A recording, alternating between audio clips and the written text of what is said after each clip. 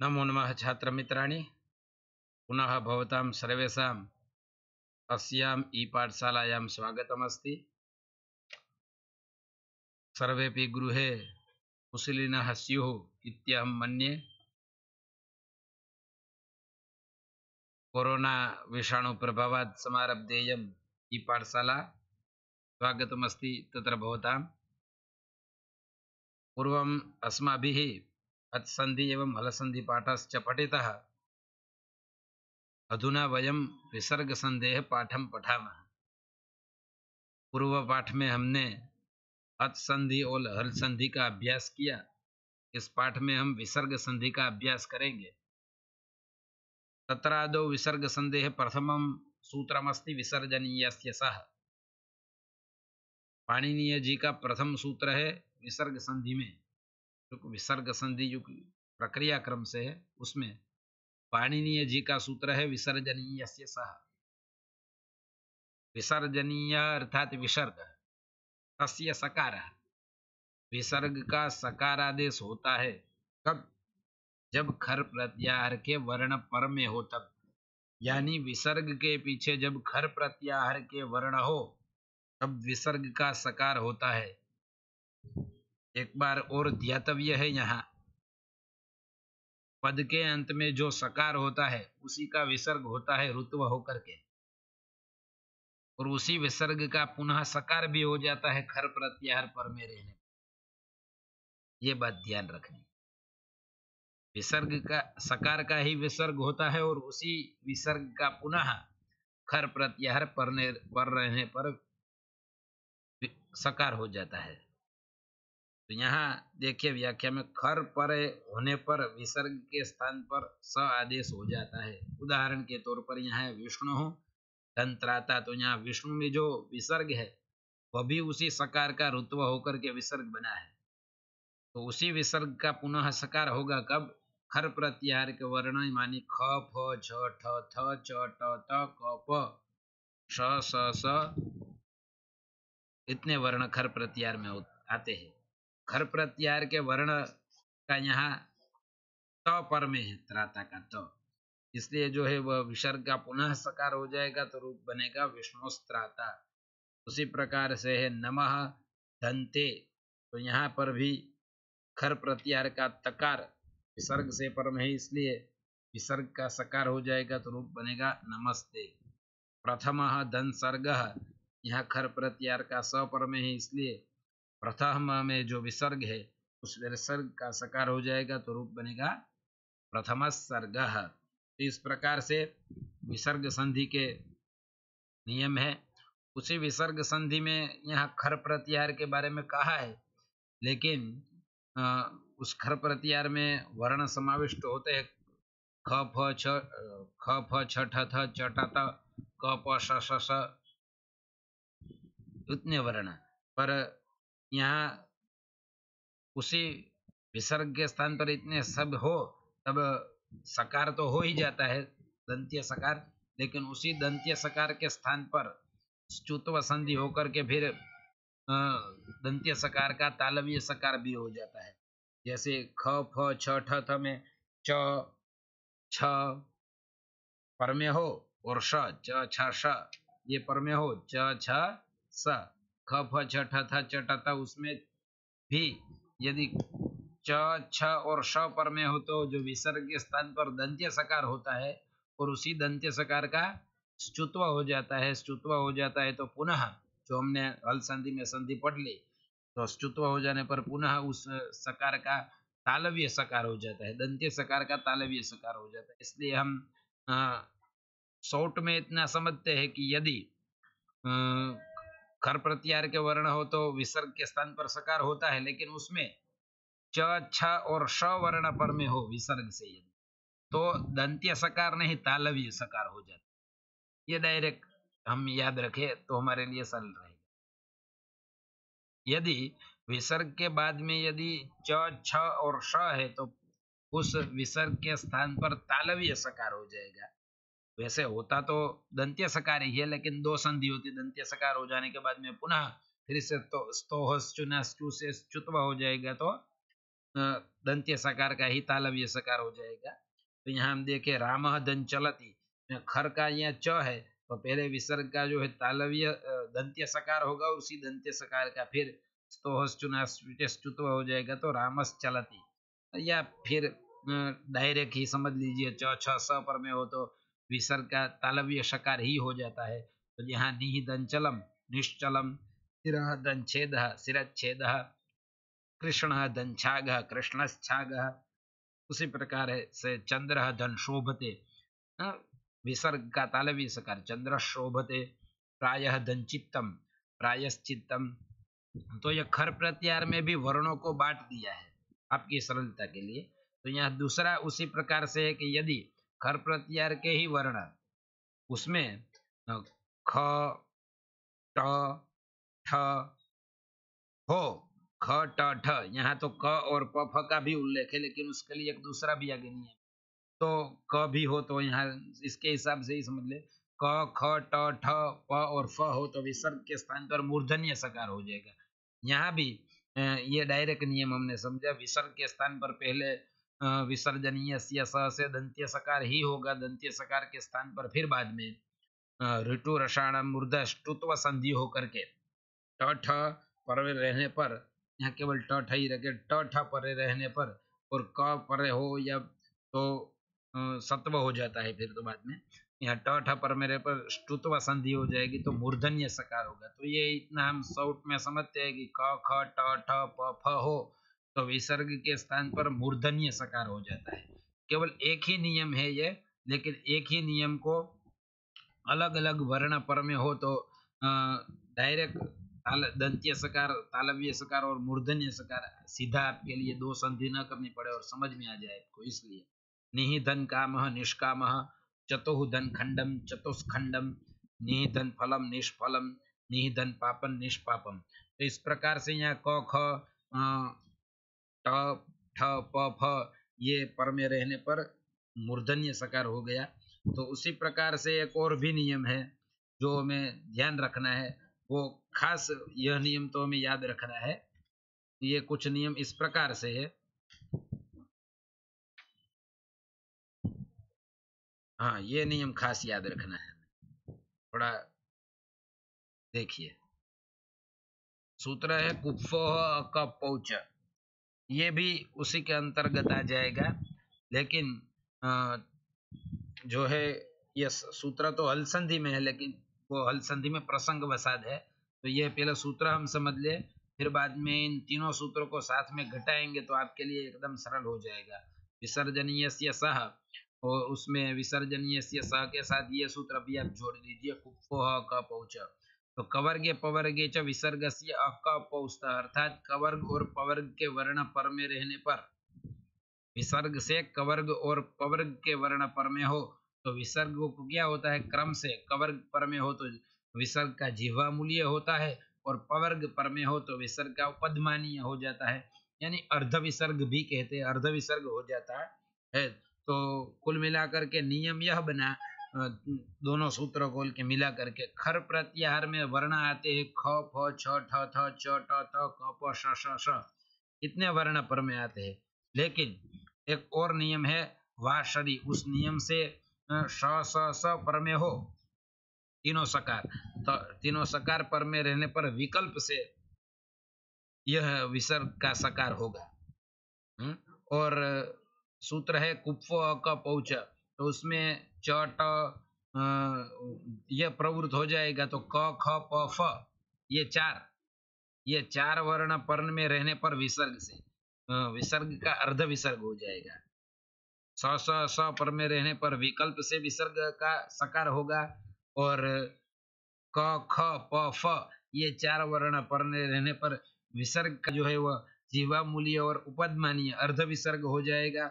और बचे च छ ट ठ त, यहाँ लिखा ही है बचे च छ ट त थ, तो इतने वर्ण पर रहने पर विसर्जनीय सह सूत्र प्रवृत्त होता है। और विसर्जनीय सह केवल त और थ परे रहने पर ही अविकृत रहता है। त अने थ वर्ण, त और थ वर्ण जब पर में हो तब ही वह अविकृत रहता है। क्यों? अन्यथा बाकी स्तोह स्टुना स्टू से स्तुत्व हो जाएगा, या स्टुना स्टू से ष्टुत्व हो जाएगा। च छ पर में है तो स्टुना स्टू से ष्टुत्व हो जाएगा, तो वो दंत्य सकार का तालव्य सकार हो जाएगा। और ट ठ पर में है तो स्टुना स्टू से ष्टुत्व हो जाएगा, तो उसी तालव्य दंत्य सकार का मूर्धन्य सकार हो जाएगा। केवल त और थ वर्ण में ही जो विसर्जनीय से स के द्वारा दंत्य सकार है वह दंत्य सकार रहता है। अन्य सभी जगह कुछ न कुछ परिवर्तन हो जाता है। तो यहाँ ये इसको साथ में मिला करके हम देखें कि ख फ छ ठ थ च ट त क प श ष श इतने वर्ण पर में रहने पर विसर्ग का सकार होता है, यह नियम है। लेकिन श स स पर में हो उसके अपवाद साथ साथ में ही है ये सब। स स स पर में हो तो विकल्प से होगा ख क ख प फ, ये चार पर में हो तो अर्ध विसर्ग जीवामूल्य उपदमानीय होगा। और च छ पर में हो तो स्तुत्व हो जाएगा, तो तालव्य सकार हो जाएगा। ट ठ पर में हो तो स्तुत्व हो जाएगा, मूर्धन्य सकार हो जाएगा। और केवल त और थ पर में बाकी बचे त और थ पर में रहने पर ही विसर्ग का दंत्य सकार अविकृत रूप में ठहरता है। तो उसी सब के उदाहरण भी यहाँ दिए हैं, आप सब देखें ध्यान से। जैसे यहाँ नरह धन खादती, यह क्या है? नरह खादती। तो नरह में जो विसर्ग है उसके पीछे खादती का ख है। यहाँ सबके क्रम से ख फ छ ठ त पूरे खर प्रत्यार के उदाहरण दिए हैं। क्या हो जाता है, किससे विसर्ग से पर में कौन सा वर्ण हो तो क्या हो जाएगा, इसका पूरा यहाँ एक एक उदाहरण दिया है। ख हो तो विसर्ग के स्थान पर अर्ध विसर्ग हो जाएगा, जिह्वा मूलिया। नरक खादती, नरक खादती। उसी प्रकार से वृक्ष फलती, वृक्ष फलती, यह विसर्ग से पर में फ है तो जो है विसर्ग का उपदमानीय हो जाएगा, वृक्ष फलती। अर्ध विसर्ग जैसा उसका उच्चारण होगा, वृक्ष फलती। उसी प्रकार से वृक्ष धन छादयति, वृक्ष धन छादयति। तो यहाँ छादयति का छ पर में है तो यहाँ विसर्जनीय स से पहले दंत्य सकार हो जाएगा और उसी दंत्य सकार को च्युत्व हो जाएगा, स्तोह चुना चू से च्युत्व संधि भी हो जाएगी, तो वह दंत्य सकार का तालव्य सकार हो जाएगा, तो रूप बनेगा वृक्षस छादयति। उसी प्रकार से देवः धन ठक्पुरः, देवः धन ठक्पुरः, यहाँ भी पहले विसर्जनीय से विसर्ग का दंत्य सकार होगा और उसी दंत्य सकार का स्टुना स्टू से ष्टुत्व कर देंगे तो मूर्धन्य सकार हो जाएगा, देवश ठक्पुरः। आगे है ख फ छ ठ थ, बालस बालः दंथुत करोति, बालः दंथुत करोति। यहाँ अविकारी रहेगा, यहाँ विसर्जनीय से विसर्ग के स्थान पर दंत्य सकार हो जाएगा, तो बालस्थुत करोति इस प्रकार से होगा। फिर बाद में आता है च, तो पुरुषः धन चिनोति। तो यहाँ पुरुषः धन चिनोति में विसर्जनीय से विसर्ग का पहले दंत्य सकार होगा और फिर बाद में चवर्ग के साथ संयोग होने के कारण स्तोहोश्चुनास्तु से स्तुत्व हो जाएगा, तो उसी दंत्य सकार का तालव्य सकार विकृत हो जाएगा, तो पुरुषस् चिनोति इस प्रकार से होगा। उसी प्रकार से ट पर में रहते बुधः दंटिकते, तो यहाँ पहले विसर्ग का जो है दंत्य सकार विसर्जनीय से और फिर बाद में टवर्ग के साथ संयोग होने के कारण उसी दंत्य सकार का स्टुनाष्टु से ष्टुत्व होकर मूर्धन्य सकार बन जाता है, तो बुधष्टिकते यहाँ भी विकृति हो जाती है। लेकिन रामः धन त्राता, यहाँ त पर में है तो यहाँ केवल विसर्जनीय से विसर्जनीय से सह से स हो जाएगा और अविकृत रहेगा तो रामस्त्राता बनेगा। अब क देखे, क बालह धन करोति, तो यहाँ कुप्फो क पौच से कवर्ग पर में होने के कारण जिह्वा मूल्य हो जाएगा, बालक करोति, बालह करोति। उसी प्रकार से पवर्ग पर में रहने पर प फ ब भ म का प पर में है नृपः धन पाति, तो नृपः पाति। उसी प्रकार से पुरुषः धन सेते, पुरुषः शेते, वह सरी से विकल्प से होगा। उसी प्रकार से नृपः धन षष्ठः, नृपः षष्ठः, सर्पः धन सरति, सर्पः सरति। इस प्रकार से यह भी हमें जानना चाहिए। कुप्व कपोच सूत्र तो जो है वह मूल विसर्ग हल संधि में पड़ा हुआ है, लेकिन यहाँ वो प्रसंग वसाद वहाँ पड़ा है, यह विसर्ग संधि का ही सूत्र है, तो यह हमें ध्यान रखना चाहिए। और आगे हम उत्व संधि पढ़ेंगे। तो उत्व संधि के लिए वहाँ हमारे सूत्र है, पाणिनीय सूत्रमस्ति अतो रोरप्लुता दप्लुते, अतो रोरप्लुता दप्लुते। तो यह सूत्र है अतः रोह अह अप्लुताद अप्लुते। अतः मानी अकार का, अतः परस्य, अकार से पर में, अतः मानी अकार से पर में, रोह उहु जो रह मानी रेप है उसका यानी रू है, उसके स्थान पर उकार आदेश हो जाता है। कब होता है? तो अपलुत अकार पर में रहने पर। अपलुत अकार से रू और उससे पर में अपलुत अकार हो तो रू के स्थान पर उ आदेश हो जाता है। इसलिए शॉर्टकट ની અંદર આપણે समझिए तो जब दो रस्व अकारों के बीच में उकार हो, दो रस्व अकारों के बीच में, और यहाँ अपलुताद अपलुते कहा है इसलिए अपलुताद अतः, न अपलुत यानी दीर्घ भी मान सकते हैं। तो रस्व और दीर्घ आकार से पर में यदि विसर्ग यानी विसर्ग का सकार पर रुकार है, सकार का रुकार होता है, तो वह रुकार है तो उस रुकार को उकार आदेश हो जाता है। यहाँ व्याख्या में लिखा है कि अपलुत अकार से परे पदांत रुकार के स्थान पर उ आदेश हो जाता है अपलुत अकार परे होने पर।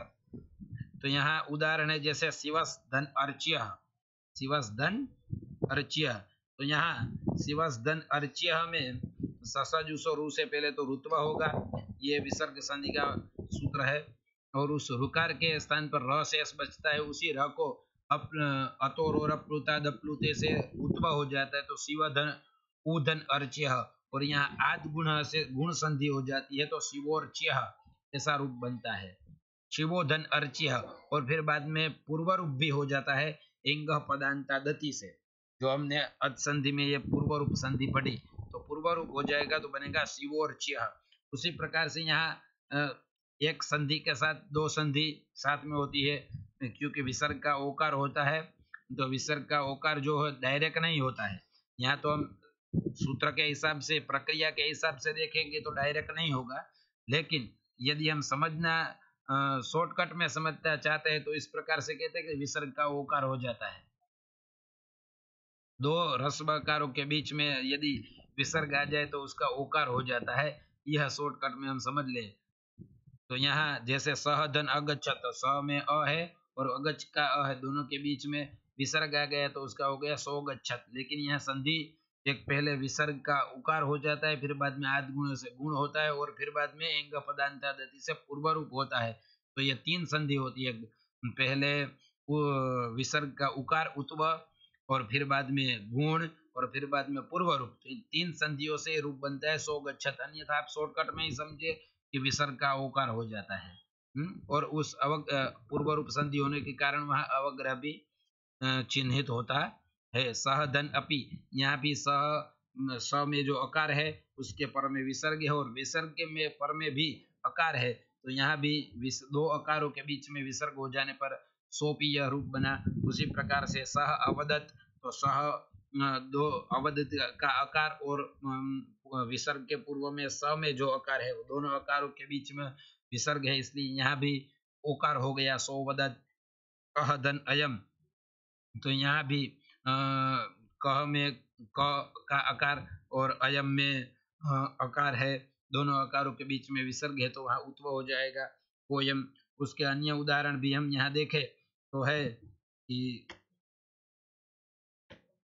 बालह धन अत्र बालोत्र, तो यहाँ ल में जो अ है और फिर उसके बाद में अत्र का भी अकार है, और उसमें यहाँ सह धन अपि सोपी, देशह धन अपि देशोपी, देशह धन अपि, तो यहाँ दोनों अकारों के बीच में विसर्ग है। सूत्र है मुखनासिका वचनोनुनासिका, तो वचन धन अनुनासिका, तो वचन और अनुनासिका में दोनों अकारों के न में अ है और अनुनासिका है, दोनों अकारों के बीच में विसर्ग है तो उसका ओत्व ओ हो जाएगा, तो वचनोनुनासिका। उसी प्रकार से अचोन्त्यादिति, तो अचह धन अंत्यादिति, तो यहाँ भी च का जो अकार है उससे पर में विसर्ग है, और विसर्ग से पर में भी अकार है अंत्य का, तो यहाँ भी अचोन्त्यादिति। ततः धन अन्यथा, यहाँ भी ततः में त में विसर्ग अकार से पर में विसर्ग है और उससे पर में भी अन्यथा का अकार है, दोनों अकारों के बीच में विसर्ग है तो ततोन्यथा। मोनुस्वार में भी महदन अनुस्वार, यहाँ भी दोनों अकारों के बीच में विसर्ग है इसलिए उत्व हो जाता है और उत्व का ओत्व होकर के गुण होकर के ओत्व और पूर्व रूप होकर के मोनुस्वार यह रूप बनता है। तो एक तो ये नियम हो गया कि दोनों अकारों के बीच में यदि विसर्ग आ जाए तो उसका उत्व होता है। उसी प्रकार से एक दूसरा भी सूत्र है कि हसी च, ये भी विसर्ग का ओकार ही करता है, यानी विसर्ग का ऊ करता है और फिर बाद में आदगुण से गुण हो जाए। यहाँ पूर्व रूप नहीं होगा, यहाँ केवल विसर्ग का पहले हसी च से उत्व होगा और फिर बाद में आदगुण से गुण होता है। ये भी उसी प्रकार का सूत्र है जैसा अतोर और अप्लुताद अप्लुते था कि अप्लुत यहाँ केवल इतना है कि पर में हस प्रत्याहार का वर्ण होना चाहिए विसर्ग से पर में। आगे ह्रस्व अकार तो होना ही चाहिए, अप्लुत अकार। विसर्ग से पूर्व में अप्लुत अकार होना चाहिए और विसर्ग से पर में हस प्रत्याहार का वर्ण हो, तब विसर्ग का जो है वह उकार हो जाता है और उसी उकार का आदगुण से गुण हो जाता है तो ओत्व हो जाता है। सरल રીતના હસ પ્રત્યાહાર પરમાં હોય ત્યારે પણ વિસર્ગનો ઓકાર થઈ જાય છે। आगे विसर्ग के आगे अकार और विसर्ग के पीछे हस प्रत्याहार का वर्ण, जैसे अतोर अप्लुत अप्लुत में आगे विसर्ग के आगे भी अकार और विसर्ग के पीछे भी अकार। यहाँ विसर्ग के आगे अकार होना चाहिए और विसर्ग के पीछे हस प्रत्याहार के वर्ण होने चाहिए, तो यहाँ विसर्ग का ओकार हो जाता है सरलता से। यहाँ दो होती दो संधि है, पहले विसर्ग का उकार होगा फिर बाद में उकार होकर के आदगुण से गुण होगा। तो यहाँ इसके उदाहरण है वयः धन वृद्ध, तो वयः में य में अकार है और उसके पीछे विसर्ग है और उसके पीछे हस प्रत्याहार जो जबगड़ा दस तक जाता है, तो यहाँ उसके पीछे हस प्रत्याहार का व है तो उस व पर में होने से उसका उत्व और आदगुण से गुण हो जाएगा तो वयो वृद्ध। उसी प्रकार से अधः धन मुखम, यहाँ भी विसर्ग के आगे है ध में रहा हुआ अ और पीछे हस प्रत्याहार का वर्ण है म, तो अधुमुखम। उसी प्रकार से मनोरथ, मनोरथ नकार में जो अकार है वो विसर्ग के पूर्व में है और हस प्रत्याहार का जो रकार है वो विसर्ग के पर में है, तो विसर्ग का उत्व और ओत्व हो जाए तो मनोरथ। उसी प्रकार से मनोयग, हस प्रत्याहार के सभी का एक एक का उदाहरण दिया है। वरल यमंगड़ न ज घट ध जब गड़ ध, इतने वर्ण है तो एक एक वर्ण का एक एक उदाहरण। हकार का राम धन हसती, विसर्ग का उत्व हो जाता है रामो हसती। दत्त धन यजति, विसर्ग का ओकार दत्तो यजति। पीछे हस प्रत्याहार का वर्ण, आगे जो है वह विसर्ग के पूर्व में अकार है। ये दोनों आप बात ध्यान रखिए, सब सभी एक एक देखते जाइए। बालह धन रौती, र पर में है और विसर्ग से पूर्व में है लकार का आकार, तो बालो रोती। छात्र धन लिखती, पीछे है लिखती का ल और आगे है त्र में रहा हुआ अ विसर्ग से पूर्व में, तो छात्रो लिखती। रामो धन यकारम पश्यति, राम धन यकारम, तो यहाँ पूर्व में म का अ है और फिर बाद में यकार है, तो रामो यकारम पश्यति। उसी प्रकार से युवानः मुह्यति, युवानो मुह्यति।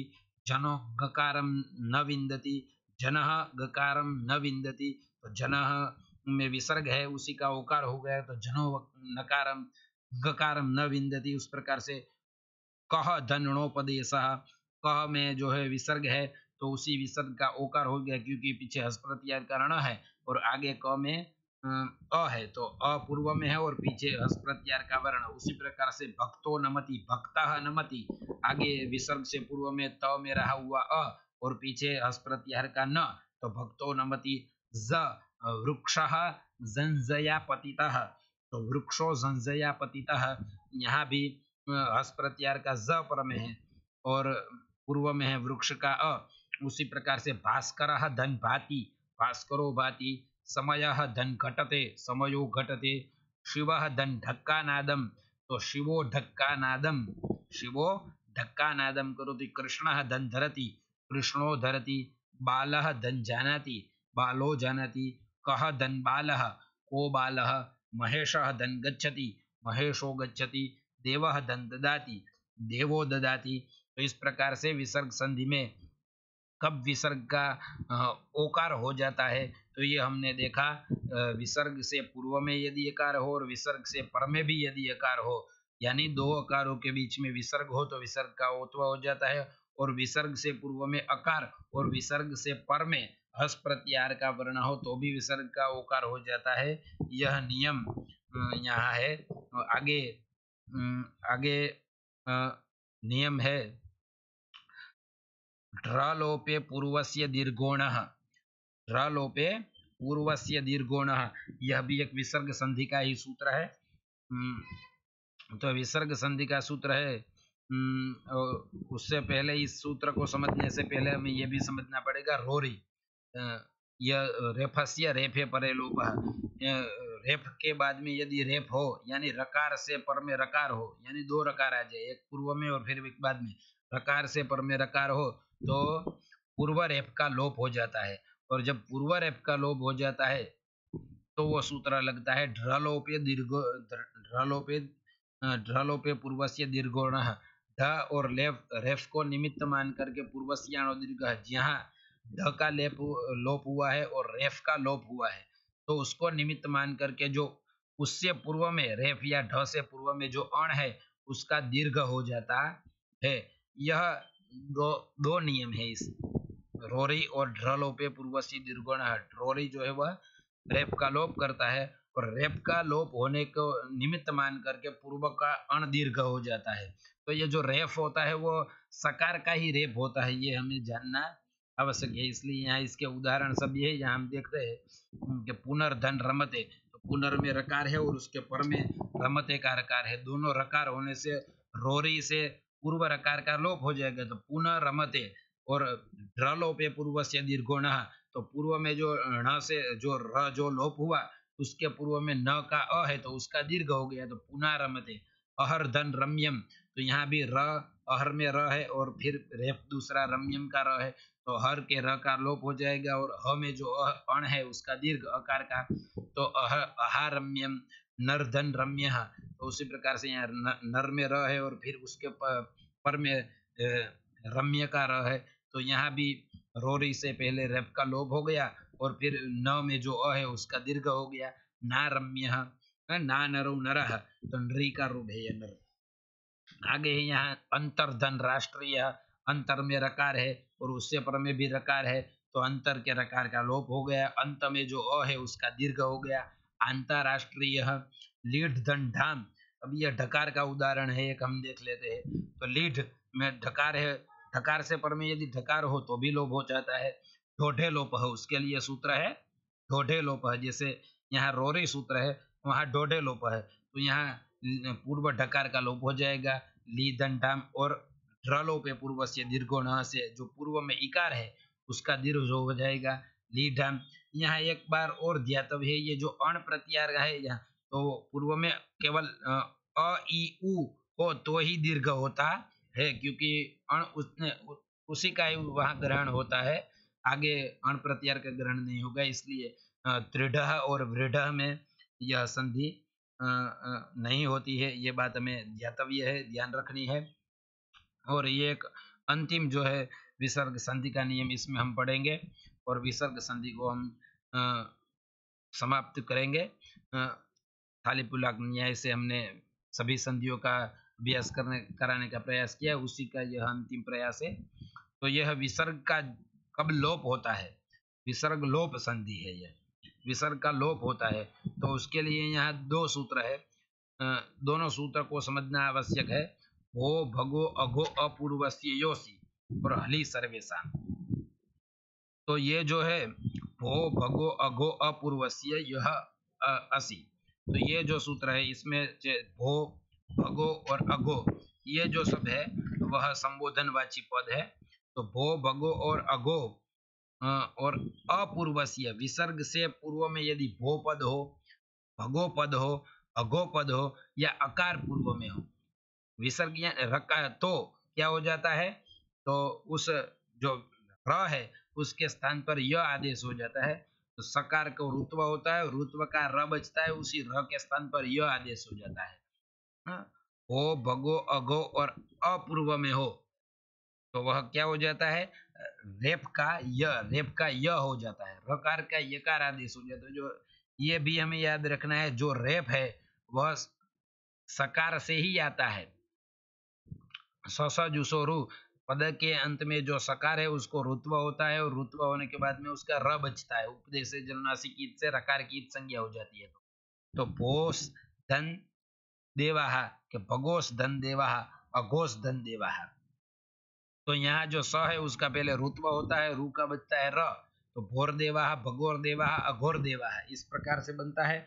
और उसी र को अस प्रत्याहार के वर्ण जब पर में हो तब, अस प्रत्याहार के वर्ण पर में हो तब क्या हो जाएगा?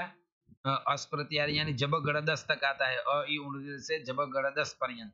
तो यहाँ द आ जाता है, देवाहा का द है पर में, तो र को य हो जाएगा। तो भोय देवाहा, भगोई देवाहा, अघोई देवाहा। तो यहाँ और ये इस स्थिति के बाद में सूत्र है, दो सूत्र है लोप करने वाले। एक तो सूत्र है हलि सर्वेशम, और दूसरा सूत्र है लोप साकल्यस्य। तो लोप साकल्यस्य जो है वह विकल्प से लोप करता है यकार का, और हलि सर्वेशम नित्य लोप करता है। तो दोनों लोप ही करते हैं, लेकिन एक नित्य करता है और एक विकल्प से करता है। तो वो लोप साकल्य अस प्रत्याहार के वर्ण पर में हो तब विकल्प से लोप करता है। मानिए स्वर में स्वर होगा तो विकल्प से होगा, और हलि सर्वेशम हल होगा तो नित्य हो जाएगा। तो यहाँ जिससा भी क्योंकि जब गणदस वो तो यहाँ अस प्रत्याहार में भी आते हैं यहाँ तक। तो अस प्रत्याहार में विकल्प से भी हम करते हैं, तो दोनों यकार का लोप हो जाएगा। तो भो देवा भगो देवा, भो देवा भगो देवा, अघो देवा अघो या ही, इस प्रकार से तीनों रूप सिद्धि की सिद्ध होती है। और फिर बाद में भो देवा भगो नमस्ती या अघो या ही, इसको भी ले ले। इसके अन्य उदाहरण भी विसर्ग के लोप के यहाँ है, यहाँ हम देखे इसको। देवास धन इह, तो पहले स का र, देवा रुत्व ससजुसो रू से रुत्व होगा, तो रुत्व का र बचे के देवार। और फिर बाद में यहाँ क्या होगा? भो भगो अघो पूर्व से योसी, तो अकार पूर्व में होने से, अकार पूर्व में देवा धन इह में आकार या अकार दोनों ले सकते हैं। आकार अकार पूर्व में हो तो क्या हो जाएगा? रेप का भी यह हो जाएगा, देवाय धन यह। और यहाँ लोपा साकल ये से विकल्प से लोप कर देंगे, यह का तो देवा धन यह रूप बन जाएगा, देवा यह। यहाँ मूल होता है विसर्ग का लोप का। सरलता से समझना है तो अस प्रत्याहार पर में हो तब या हर्ष हल प्रत्याहार पर में हो तब विसर्ग का लोप हो जाता है। विसर्ग का लोप हो जाता है, इतना में याद रखना है कि आगे विसर्ग से पूर्व में अकार होना चाहिए या आकार होना चाहिए, तो विसर्ग का लोप हो जाता है। तो इसके उदाहरण तो हमने देखे, भो देवा भगो नमस्ते अगो यही। आकार का और अकार का उदाहरण हमें स्वयं ही ढूंढना चाहिए। इसके उदाहरण ज्यादा से ज्यादा वेद मंत्रों में विकृति पाठ के समय मिल जाएंगे, वेद मंत्रों में वैसे भी संधि के समय मिलेंगे। बाला धन आगच्छन्ति, यहाँ विसर्ग का लोप कर सकते हैं हम, बाला आगच्छन्ति।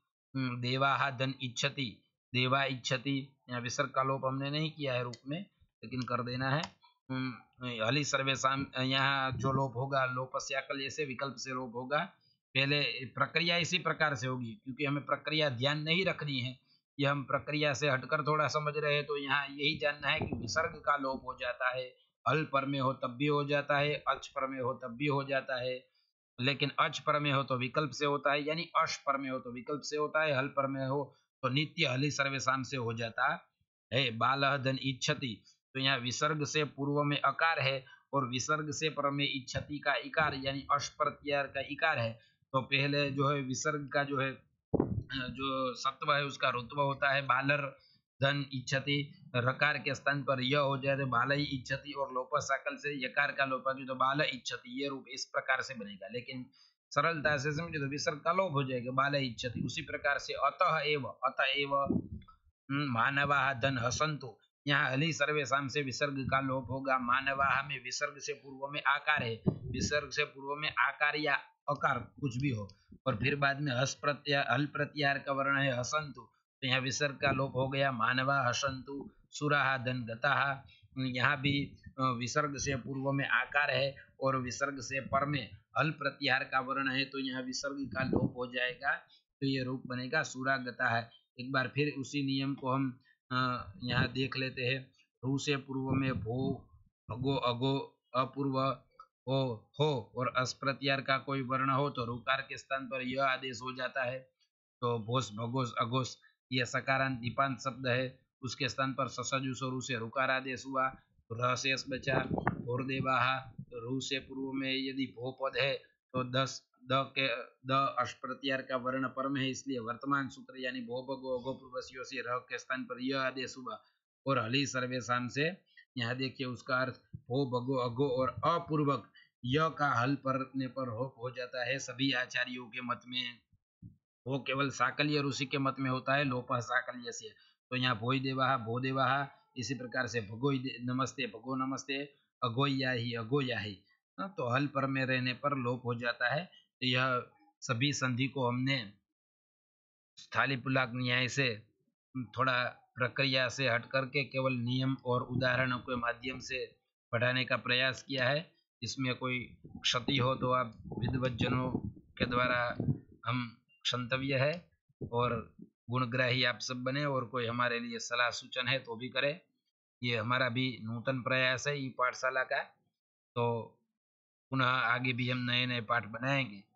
तो यहाँ आपकी पंच संधि में जो है सरल सरल रूप से नियम और उदाहरण के माध्यम से आप किस प्रकार से याद रख सकते हैं, तो ये यूजीसी में भी आपको काम आता है और प्रथमा कक्षा में भी आता है, शास्त्री कक्षा में भी यह पाठ आता है।